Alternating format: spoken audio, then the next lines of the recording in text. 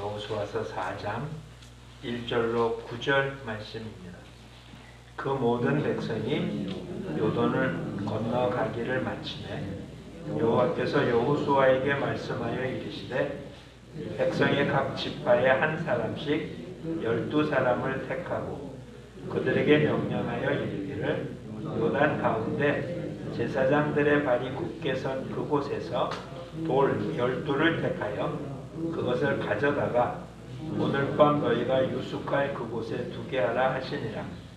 여호수아가 이스라엘 자손 중에서 각 지파에 한 사람씩 준비한 그 12사람을 불러 그들에게 이르되 요단 가운데로 들어가 너희 하나님 여호와의 궤 앞으로 가서 이스라엘 자손들의 지파 수대로 각기 돌 1개씩 가져다가 어깨에 매라. 이것이 너희 중에 표징이 되리라. 후일에 너희의 자손들이 물어 이르되 이 돌들은 무슨 뜻이냐 하거든 그들에게 이르기를 요단물이 여호와의 언약궤 앞에서 끊어졌나니 곧 언약궤가 요단을 건널 때 요단물이 끊어졌으므로 이 돌들이 이스라엘 자손에게 영원히 기념이 되리라 하라 하니라.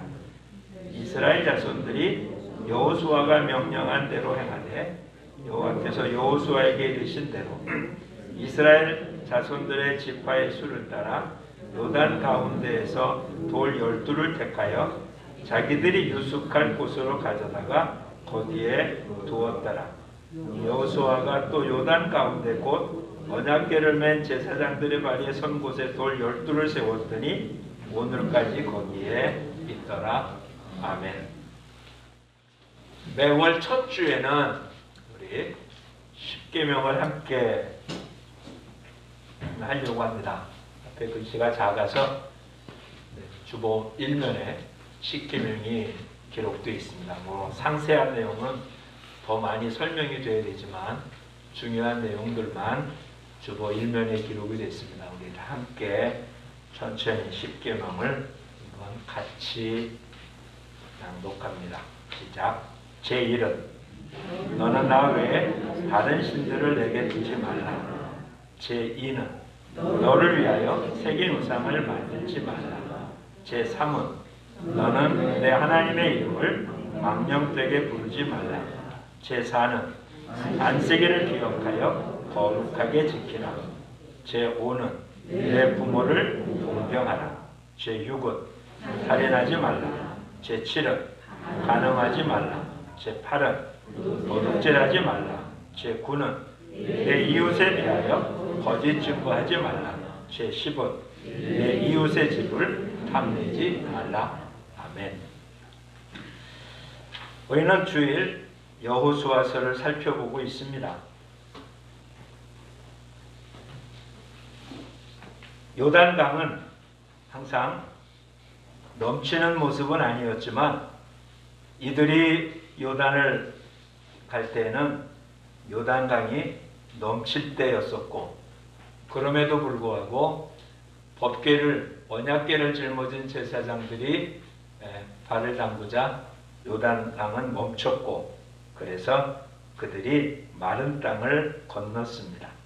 3장 17절 말씀에 의하면 여호와의 언약궤를 맨 제사장들은 요단 가운데 마른 땅에 굳게 섰고 그 모든 백성이 요단을 건너기를 마칠 때까지 모든 이스라엘은 그 마른 땅으로 건너갔더라. 그렇게 건너갔던 그들 그리고 제사장이 올라오자 그 물은 다시 처음과 같이 똑같은 모습으로 흘러내려갔습니다. 그런데 오늘 우리가 읽은 본문에 의하면 지금 여호수아가 각 지파에 한 명씩 12지파의 대표자 한 명씩을 불러서 제사장이 붙잡고 있던 언약궤를 메고 있는 그 강 중앙에 가서 지파에 하나씩 돌을 지고 오라고 하고 그 돌로 지금 자기들이 이제 거주하는 곳, 그것이 길갈입니다. 아직은 안 나왔지만 길갈이라는 곳에 12를 쌓아두라라고만 합니다. 거기만 쌓아둔 게 아니라 오늘 본문 9절에 의하면 제사장들이 서 있던 즉 강 중앙에 언약궤를 메고 서 있던 제사장이 있던 자리에도 역시 돌 12를 쌓아두라 라고 얘기합니다. 왜 그랬을까? 오늘 본문에 의하면요. 자, 이들이 제사장이 나오자 물은 다시 똑같이 흘렀습니다. 근데 이스라엘 백성들은 어디를 건넜다고요? 마른 땅을 건너왔잖아요. 건넌 건 분명한데 그것을 증명할 방법이 있습니까? 없죠. 돌을 쌓아두고 사람들이 묻습니다. 이 돌이 뭐냐? 그러면 뭐라고요? 우리가 이 땅을 어떻게 건넜다고요? 이 강을 마른 땅으로 건넜다는 것을 알게 하는 그런 기념의 돌을 쌓아두라고 표현하고 있습니다. 6절을 한번 볼까요? 이것이 너희 중에 표징이 되는데 후대 너희 자손이 물으면 도대체 이 돌의 뜻이 무엇입니까? 여기 왜 돌을 쌓아뒀습니까? 라고 물으면 뭐라고요? 7절 같이 읽어볼까요? 그들에게 이르기를 요단물이 여호와의 언약궤 앞에 끊어졌나니 곧 언약궤가 요단을 건널 때 요단물이 끊어졌으므로 이 돌들이 이스라엘 자손에게 영원히 기념이 되리라 하라. 즉 마른 땅을 건너왔다는 사실을 확인하기 위해서 어디에 있는 돌로? 강 중앙에 있는. 그러니까 돌이라는 게 물속에 있는 돌과 물 없는 곳에 있는 돌은 분명히 다르겠죠. 조그만 걸로 따진다면 물속에 있는 돌들은 물의 흐름에 따라서 깎여갖고 둥글둥글한 자갈이 되어지지만 물이 아닌 곳에 둥글둥글한 자갈의 돌은 존재하지 않습니다. 그렇죠? 깎이고 깎여서 모나지 둥글둥글한 돌이 생길 수는 없잖아요. 근데 큰 돌의 경우는 둥그런 돌은 되지는 않겠지만 그 돌이 물속에 있었다는 것은 뭐 이끼가 끼고 뭐가 있어서 분명히 물속에 있는 돌은 전혀 다를 겁니다. 그러니 기념비로 쌓은 돌을 보면 이 돌은 어디서 온 거라고? 물에 있었던 돌이라고 확인이 되니까 먼 후대 사람들이 물어봐도 이 돌들로 봐도 이 돌은 어디서 나온 거라고? 물 속에 있었던 돌이라는 걸 확인하므로 우리가 어떻게 건넜다? 하나님의 은혜로 그것을 마른 땅으로 건넜다는 것을 확인시켜주는 그런 기념이 되는 돌로 쌓아두라고 그럽니다.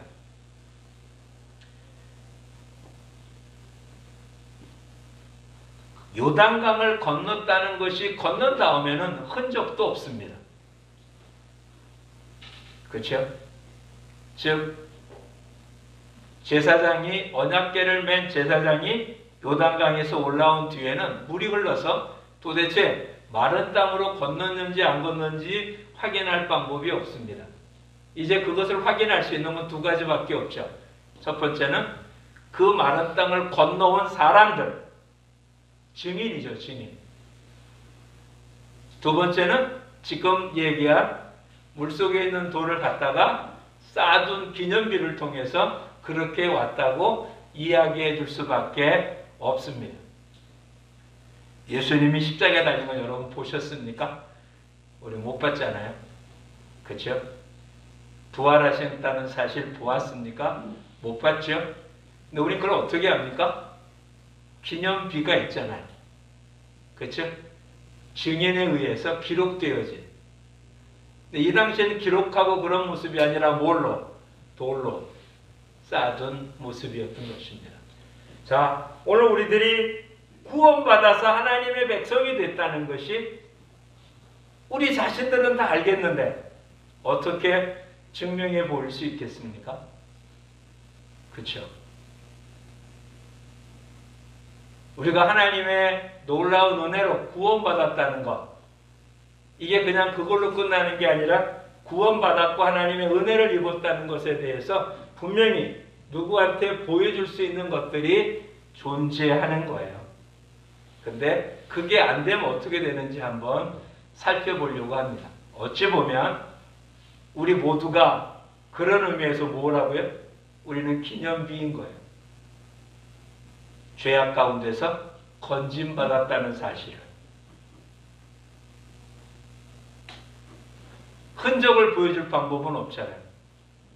그렇죠? 요단강이 그냥 흘러나오는 것처럼 그렇게 보여줄 수는 없어요. 근데 분명히 거기서 나왔다는 사실을 보여줄 증거가 있습니다. 물속에서 건진 돌을 통해서 보여주는 것처럼.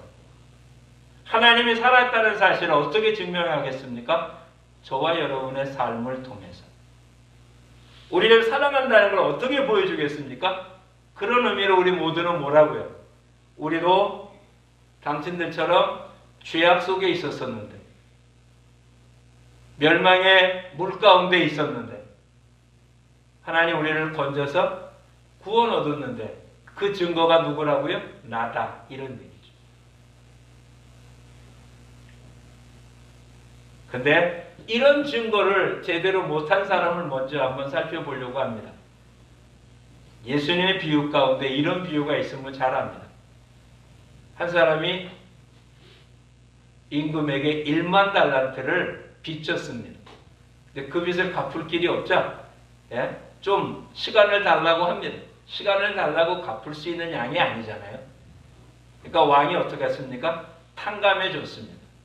1만 달란트를 탕감받은 자가 나가다가 자기한테 100데나리온 빚진 자를 만납니다.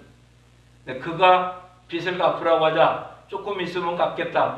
아직은 못 갚으니까 어떻게 했다고요? 그 빚 갚을 때까지 옥에 가둬뒀다. 그랬더니 다른 사람이 왕한테 말합니다. 그랬더니 그를 다시 옥에 가지고 그 빚을 다 갚을 때까지 그래라 라는 표현을 합니다. 내가 은혜 받았다는 것을 어떻게 합니까? 내가 1만 달란트를 탕감받았다는 걸 어떻게 증명할 수 있습니까?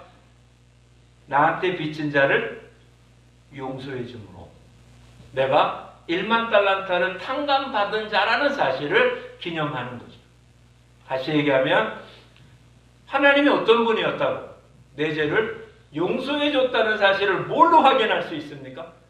다른 사람한테 내가 하나님으로부터 용서받았다는 사실을 어떻게 하나님 우리 죄를 용서해 주는 분이라는 사실을 뭘로 증명할 수 있습니까? 우리가 다른 사람의 죄를 용서합니다. 그런 의미에서 저와 여러분은 기념비입니다. 근데 그 기념비를 보고 하나님을 믿지 못한 이유가 뭘까요? 100데나리온 빚진 자를 용서 안 해주거든요. 탕감 안 해주거든요. 근데 주변의 사람들이 다 뭐라고? 저는 탕감받은 자가 아니라 하나님의 사랑을 받은 자가 아니라고 이렇게 표현할 수밖에 없잖아요. 그렇죠? 지금 저와 여러분의 모습은 어떻습니까? 부끄럽지만 여러분이 저를 보고 하나님은 정말 사랑이야 라고 느끼십니까? 그렇게 느끼도록 보여드리지 못하는 게 얼마나 죄송스러운지 모르겠습니다. 여러분의 가족들에게, 여러분 친구에게, 여러분 이웃들에게 하나님은 사랑이라 나를 보면 알 수 있지 않냐? 라고 말할 수 있는 기념비입니까? 나도 너와 똑같았었는데 너보다 더 못했었는데 하나님 나를 그런 죄악의 웅덩이에서 나를 건져주었기 때문에 하나님은 사랑이시라. 그 하나님이 너도 사랑한다. 그렇게 이야기하고 말해주는 건 아무런 어려움이 없습니다. 근데 정말 그렇게 말하는 저와 여러분의 말을 듣고 맞아, 하나님 참 사랑이야 라고 말할 수 있을까요? 어떤 과정을 통해서 되었는지는 모르잖아요. 먼 훗날 길갈에 쌓여있는 돌 12를 보며 사람들이 물어볼 때 어떤 과정을 통해서 쌓이는지 모르겠죠? 돌이 쌓인 것만 알았지 어떤 과정을 통했는지 모르잖아요. 계속 구전을 통해서 아버지가 아들에게 그 다음 세대에게 말하기를 이 돌을 보면 우리가 이 땅을 마른 땅으로 건너왔다는 사실을 이 돌들을 통해서 확인할 수 있다라고 계속 전해 주었던 것 뿐이잖아요. 그렇죠? 근데 그게 맞다는 걸 어떻게 합니까? 자세히 살펴보니까 그 돌은 어디서 나온 돌입니까? 물속에 있는 돌이잖아요. 물속에 있지 않았다면 그런 돌이 생길 수 없었던 걸 보니까 그 말이 맞다라고 인정하는 거잖아요.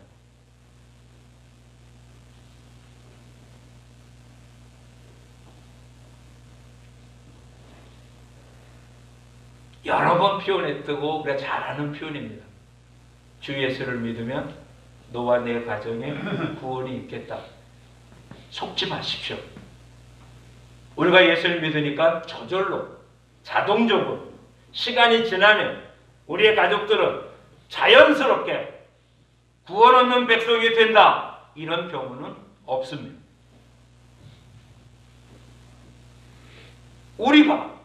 내가 우리 가정 안에서 그런 기념비적인 모습으로 있을 때 내 주변의 사람들이, 내 가족들이 이 기념비적인 모습을 보며 하나님이 누구인지 알게 되고 그 하나님이 하신 일을 믿게 되고 그래서 하나님의 자녀가 되어지는 것입니다. 근데 우리는 그냥 저절로 되어질 거라고 생각하는 거 아니에요. 저절로가 아니에요. 물속에서 그 돌을 들고 와서 오늘 본문에 보면 어떻게 했다고요? 어깨에 짊어진 결코 작은 돌이 아니죠. 그 돌을 들고 와 어디까지? 건너오자마자 그냥 강둑에 세운 게 아니고요. 자신들이 거쳐야 할 그러한 곳까지, 길갈까지 가서 거기에 쌓아둔 것입니다. 그런 수고와 애씀이 있었고 또 아무리 보아도 아무리 살펴봐도 하나님이 하신 일에 대한 기념이 되기에 그 하나님을 믿고 따르는 거잖아요.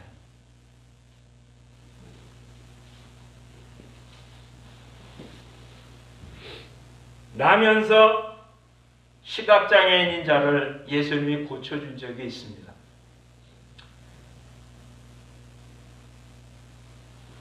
근데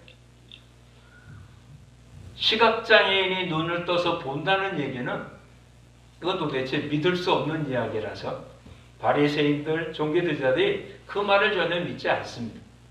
그래서 부모를 불러요. 어떻게 된 거냐?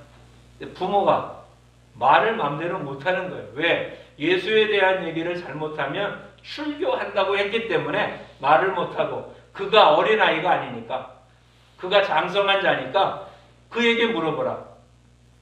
그랬더니 그가 뭐라고 얘기합니까? 누가 했는지 어떤 방법을 썼는지 모르겠는데 내가 아는 거 분명한 거 이전은 못 봤는데 지금은 본다는 거다.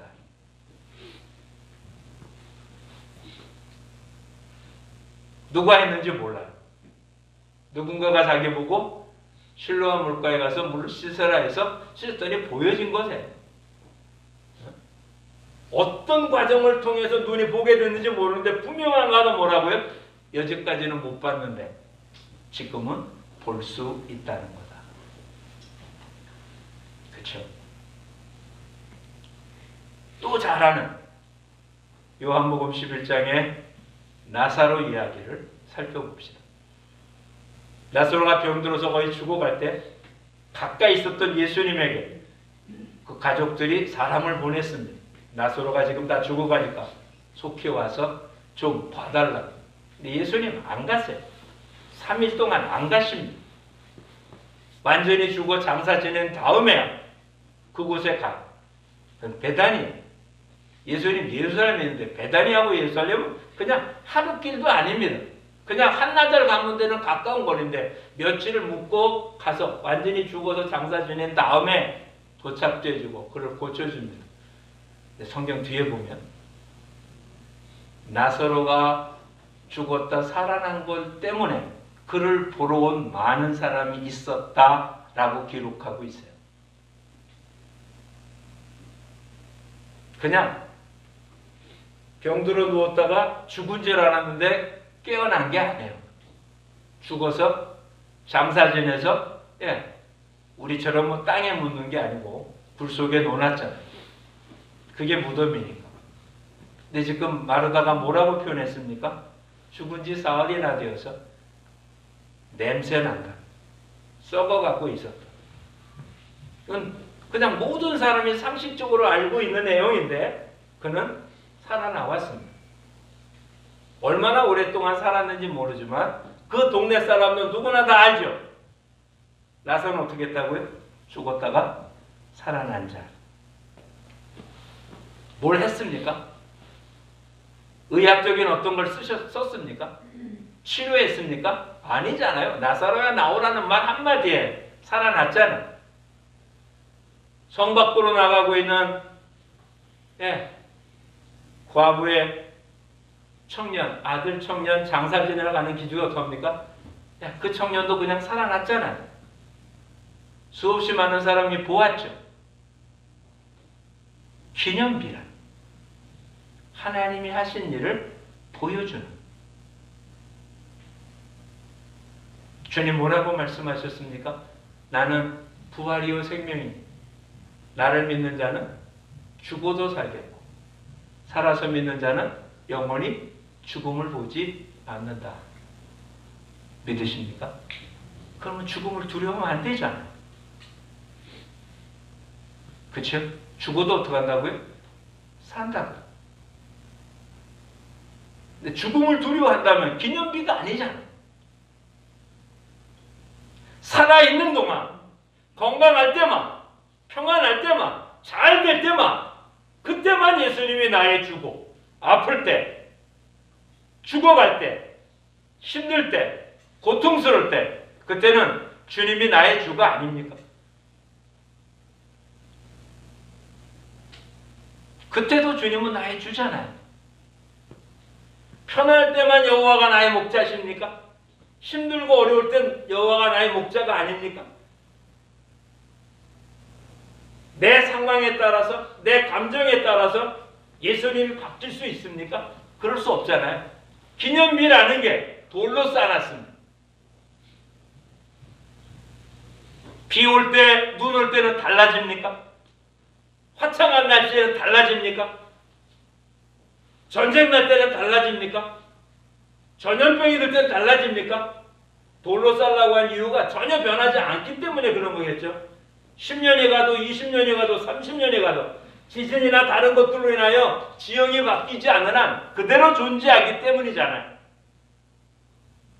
즉 하나님은 변함없이 똑같은 일을 하신다는 사실을 보여주려고 하는 거잖아요. 이제 왜 우리 보고 감사라고 할까요? 왜 항상 기뻐하는 게 하나님의 뜻이라고 할까요? 이게 우리들이 하나님의 사랑이라는 사실을 보여주는 기념비이기 때문에 그런 거예요.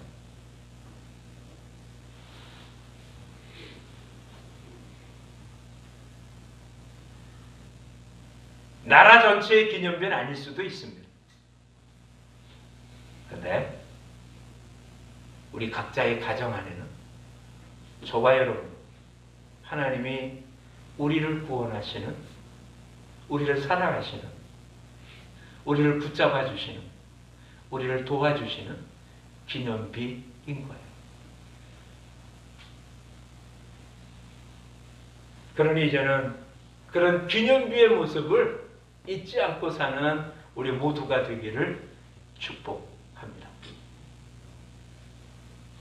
여기에 무슨 글이 써졌다면 오랜 세월에 의해서 글이 점점 희박해지고 그러겠죠. 근데 요즘 과학은 그렇게 지어진 것도 무슨 다른 어떤 걸 통해서 어떻게 써졌다고 다시 찾아내는 것들을 보았습니다. 오늘 저와 여러분 분명한 것 하나죠. 우리는 어떤 거라고요? 죄악의 수렁에서 건짐받은 돌입니다.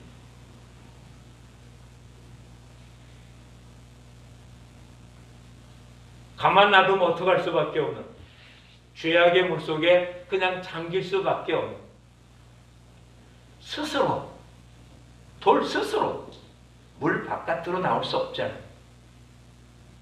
우리는 우리 스스로 죄악의 수렁에서 걸어 나올 수 없는 존재였습니다.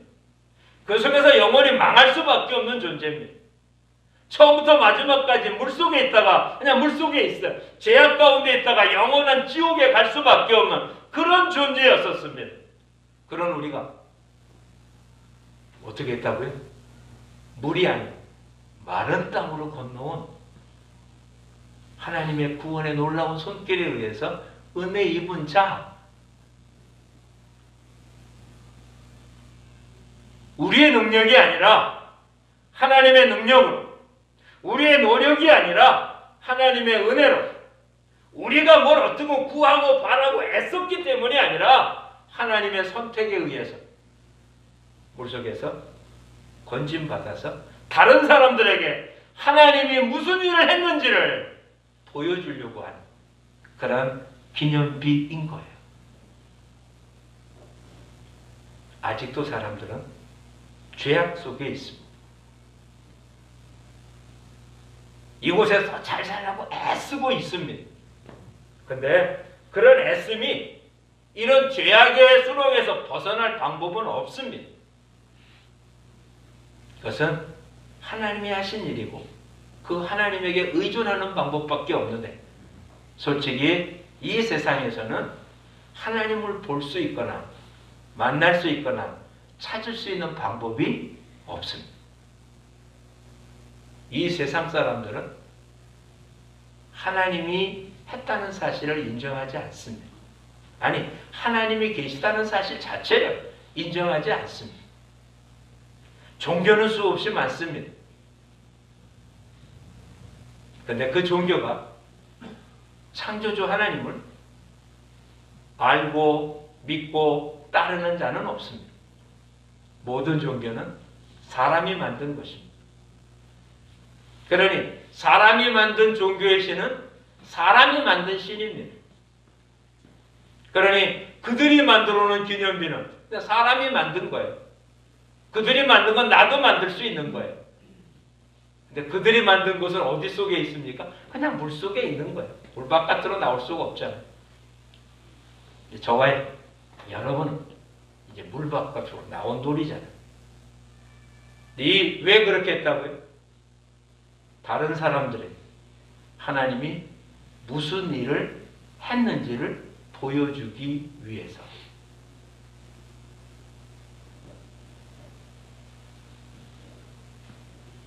그게 오늘을 사는 저와 여러분의 사명입니다.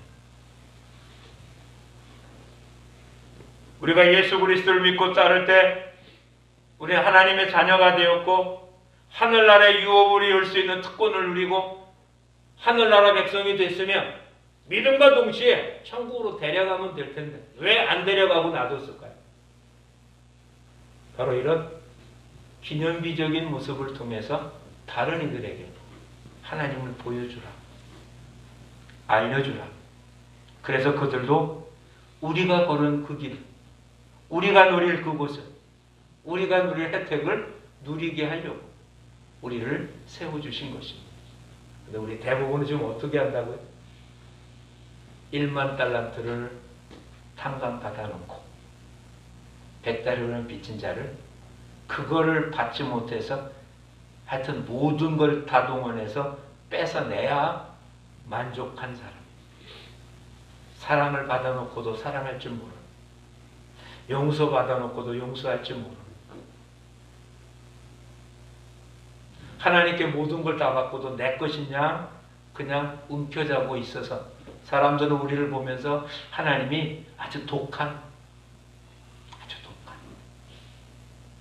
편협된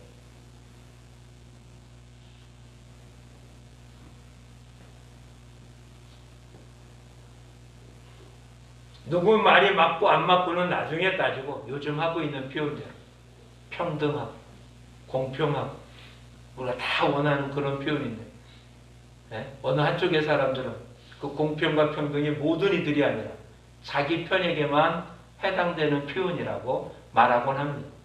그렇죠? 자기 편에게만 공평하고 평등하고 자기 편이 아닌 자에겐 그렇지 않고, 지금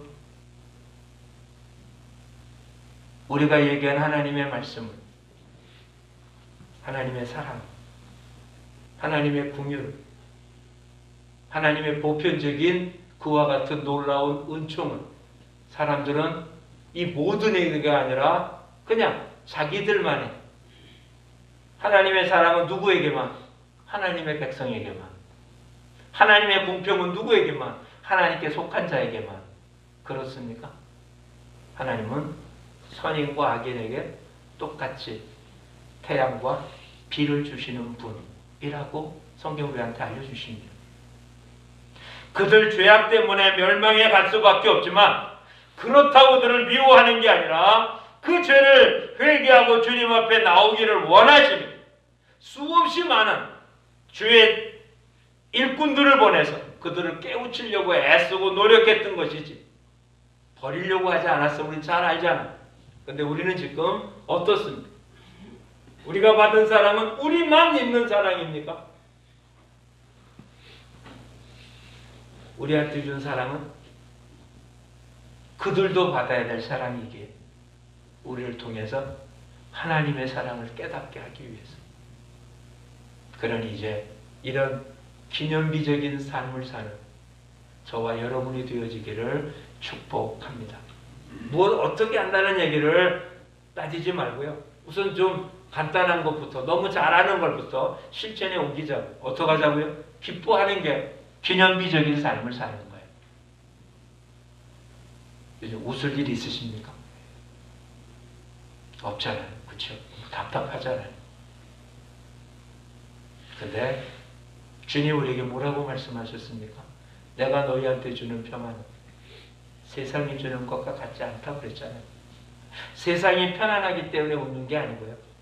기뻐하는 거 아니고요. 주님이 주신 것 때문에 기뻐하고 즐거워하고 감사하는 것. 사람들이 우리한테 이렇게 물어야 돼. 왜 기뻐하냐? 왜 감사하냐? 너가 나보다 못한데. 너가 나보다 힘든데. 너보다 나은 게 아무것도 없는데 왜 너는 기뻐하느냐? 왜 너는 이렇게 감사하냐? 너는 이렇게 즐겁게 사냐? 솔직히 한번 우리들 돌아보죠. 세상 사람들이 올 때 우리는 더 고민하고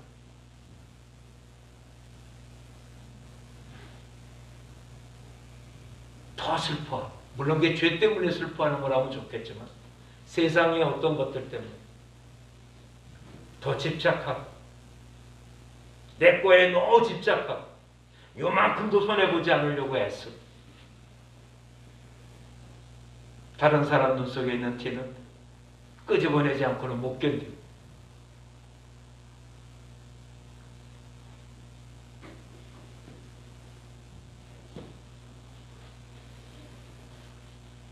다시 한번 오래되는 모습을 확인할 수 있기를 바랍니다.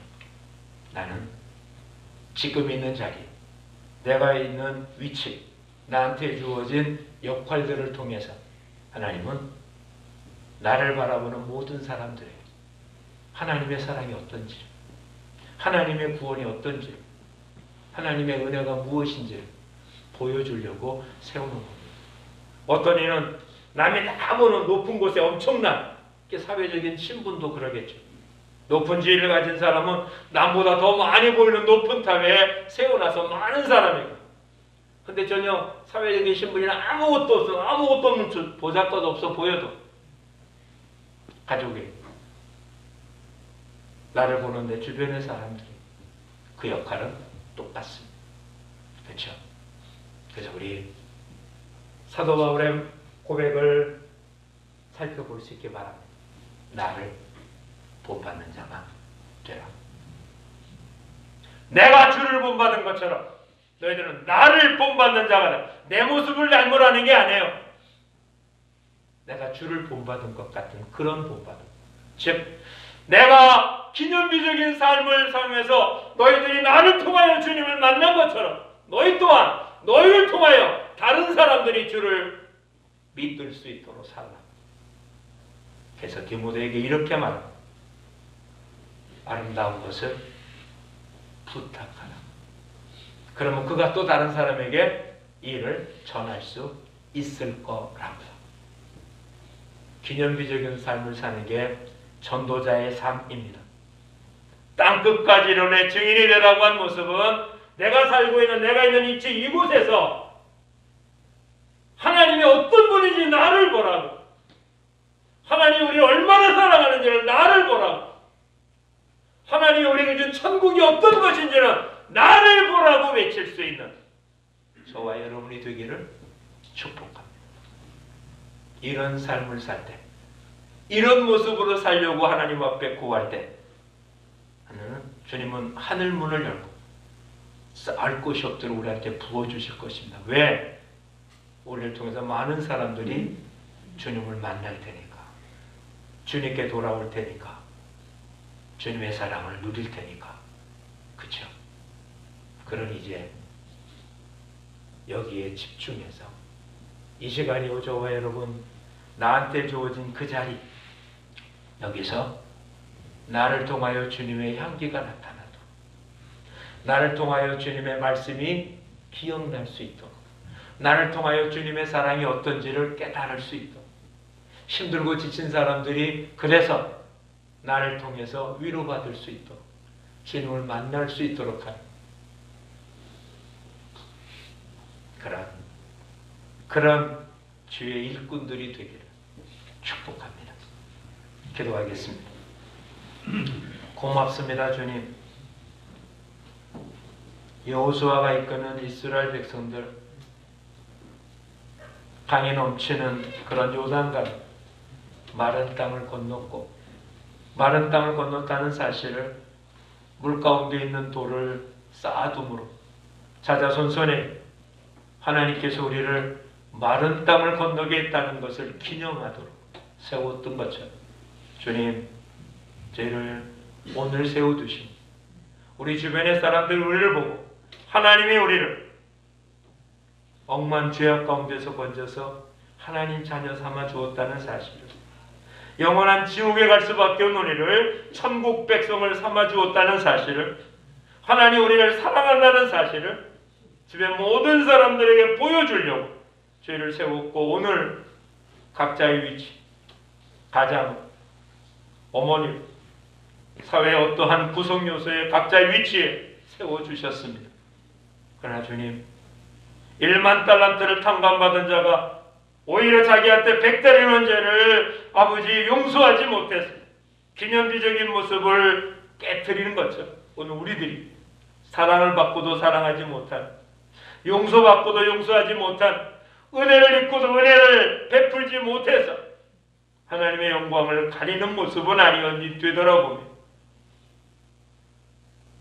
저희를 통하여 저희 가족들이 저희들의 삶을 통해서 구원 얻는 역사가 일어날, 직장과 학교와 우리의 삶의 그 자리에서 우리를 통해서 하나님이 하신 일이 보여지는 귀한 일들을 감당한 우리 모두가 되게 하옵소서. 저희들의 삶의 모든 흔적이 하나님의 손길이라는 사실이 보여지도록 우리 항상 감사함으로, 항상 기뻐함으로 하나님의 뜻을 이루는 기념의 돌들이 되어지는 우리 모두로 삼아 주옵소서. 예수님 이름으로 기도합니다. 아멘.